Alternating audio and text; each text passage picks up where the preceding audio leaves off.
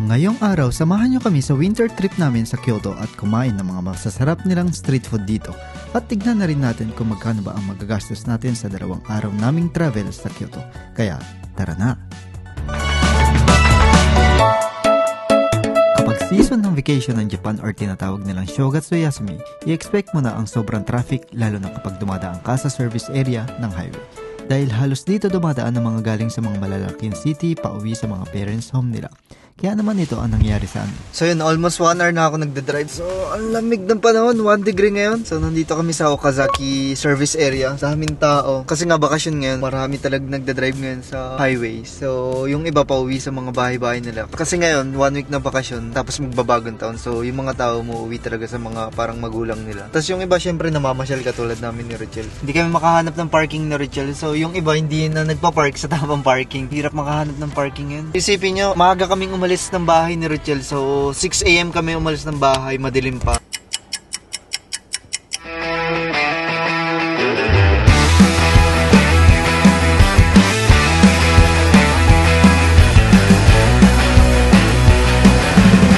Traffic na naman!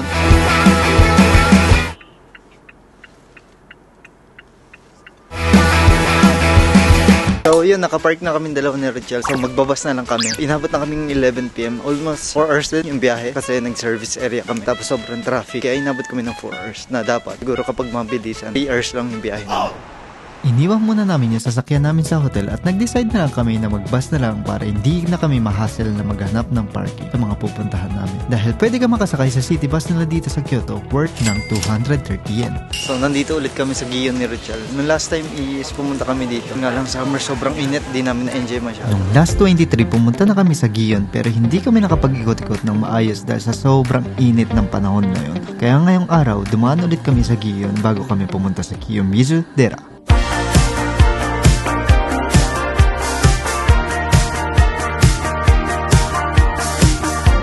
Habang nasa Gion kami ay bumili kami ng agemochi or fried mochi worth ng 300 yen. Ay, domo.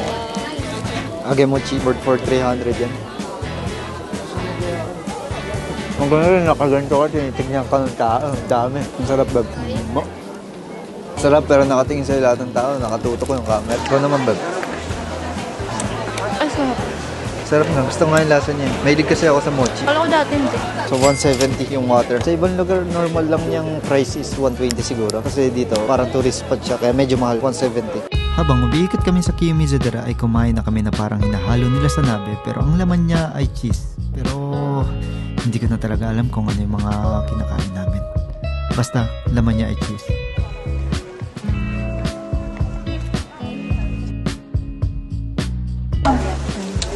Para sa chikuwa. Sabi na nga po parang pork siya sa ulo na linagyan nila ng cheese. Sarap. Ang sarap niya dahil gustong gusto ko talaga yung cheese. So, minus 500 kami ngayon. Chopstick. Saktong may nahanap akong tindahan ng chopstick dahil naghahanap ako ng chopstick na kakaiba yung design. Ito.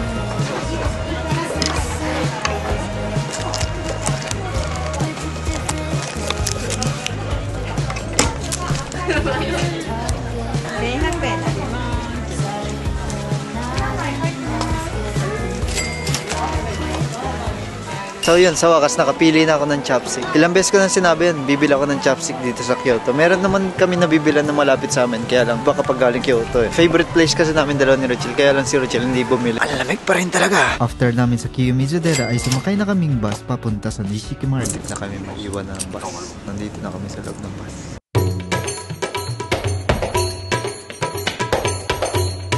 Sa Nishiki Market ay marami kang mabibilan ng kakaibang street food ng Japan na napakasarap at kapag nakahanap ka ng table mo, pwede ka rin ditong uminom o mag-chill habang namumulutan. Nakaka-refresh, diba? Sarap ka kaya yan. Parang bata dyan ah. 8. 10. Ito sa akin basta lahat masarap para sa akin. Kaya lang syempre may asin. At dahil nasimulan na namin ni Richel ng kumain,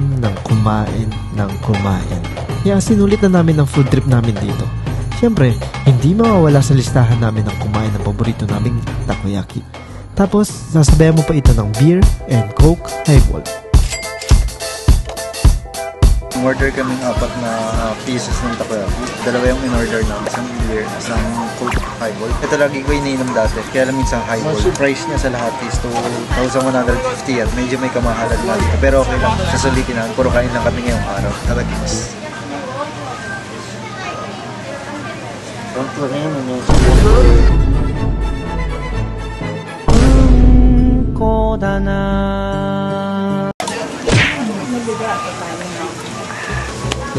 After namin sa Nishiki Market ay nag-ikot-ikot muna kami sa Kiyamachi Dori, as in ikot ng ikot. Dahil inabot kami ng 1 oras bago kami makahanap ng kakainan namin. Hanggang sa nabagsak din kami sa yakiniku. Hindi ko lang matandaan kung anong pangalan ng yakinikuhan na pinuntahan namin, pero ito yung nakaka-excite minsan sa trip. Alam mo yung wala kang idea kung masarap ba talaga siya o hindi. Basta bigla ka na lang papasok at yun, no choice ka na lang kung hindi kumain. Pagkatapos namin kumain ng Rochelle ay nagbus kami pauwi at pagkababa namin sa station malapit sa hotel namin ay may nakita kaming supermarket. Kaya bumili muna kami ng makakain namin sa hotel worth ng 907 yen.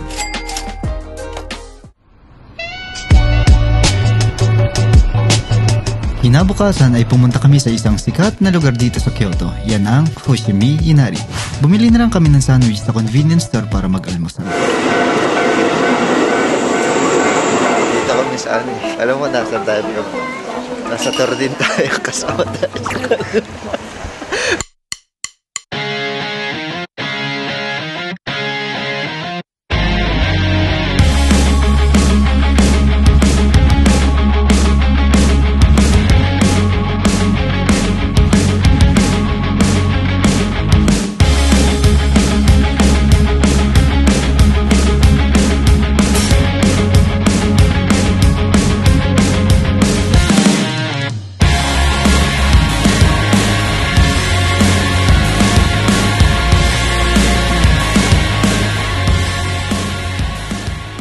So, pababa na rin kami dalawa ni Rochelle. Yung dito ko wala na akong nararamdaman. Sobrang lamig. Pag may mga kainan kami dito, kakain na lang kami. Kahit ano, kinakain namin ni Rochelle. Kahit ngali ka po, kinakain ko eh. Nag-enjoy ka ba? Bago kami bumalik sa parking area namin, hindi namin palalampasin na hindi kami makatikim ng pagkain nila dito sa Fushimi Inari. Tulad ng tayaki. Cheese custard. Ikaw, kumano ka? Cheese. Tayaki ng cheese or something. Ay, may chocolate sila eh. Ano ba talaga? Chocolate na lang. Chocolate. Walang chocolate. Meron. Konti. Parang siyang makakompare mo siya sa ano, Julian Pan. Parang siyempre yung labas niya kung paano siya lutuin. Para walang... Pagtapos namin kumain ng tayaki sa Fushimi Inari ay dumiretso na kami sa Arashiyama. Dito sa Arashiyama ay marami kang pwedeng puntahan tulad ng Arashiyama Bamboo, Monkey Park at marami pang iba. Kaya lang, mas pinili namin ni Rochelle na maglakad sa bandang Arashiyama Station at kumitsa ng mga pagkain dito bago kami bumalik sa bahay namin. Nakakita kami rito ng parang cake na matcha na sure na patok sa panlasa ng babae sa halagang 400 yen. 400円で1000円お茶出します。おまけに Hindi ko lang alam kung anong tawag nito sa English. Parang siyang matcha na cake over siya ng 400 yen. Hindi siya last ng matcha talaga. Parang cake talaga siya.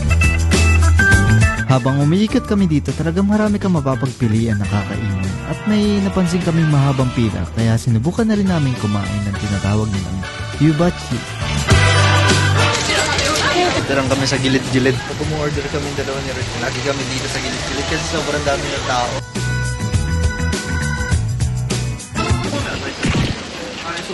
Parang siyang chikuha na may cheese sa loob. Parang kahapon, kinain natin. Pero masarap na kaya lang sa romantika. Ang maganda kapag nasa gilid kayo, nag-vlog ka natin kasi yung mata. Dito naman tayo sa octopus. Parang siyang kick. At syempre, pagtapos namin kumain na hindi namin papalampasin ang sikat nilang ice cream shop dito na gelato.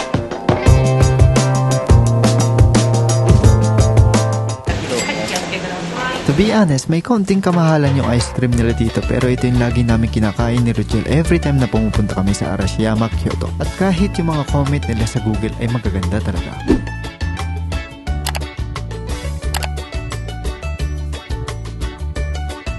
At Dahil hindi na namin mapigilan dalawa ni Rachel yung pagkikrave namin sa mga pagkain dito sa Arashiyama, habang pabalik kami ng parking area ay namili muna kami ng pasalubong at kumain ulit ng dango. 350 siya, 2 piraso. Masarap sa mga ganito ko pag magkakape.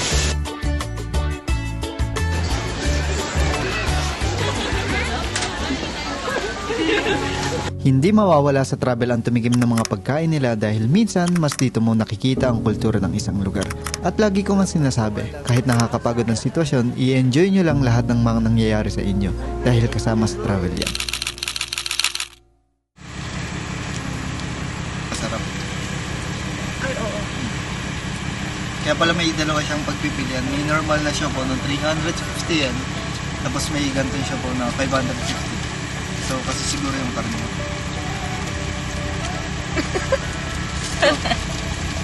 Wasabi.